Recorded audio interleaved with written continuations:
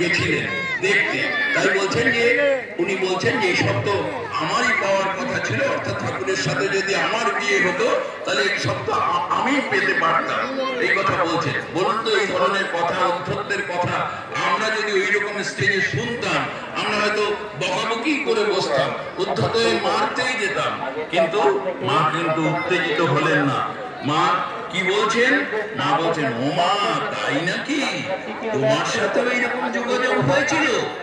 তাহলে তো এই এই যে জিনিসগুলো আমি পেয়েছি এর মধ্যে তোমারও অধিকার আছে, তা কিছু জিনিস তুমি নিয়ে নাও। এই ছিলেন আমাদের জগৎ জননী মা। এরপরে আছে শরীরম তপ, মানে শরীর নিয়ে তপস্যা। বৃন্দাবনে যখন মা ধ্যান করতেন তার শরীর বোধই থাকতো না, শরীর বোধই থাকতো না। মায়ের কথায় মা বলেছেন, আহা যোগেন ও আমরা বৃন্দাবনে কি আনন্দই না করতুম, চোখে মুখে মাছি বসে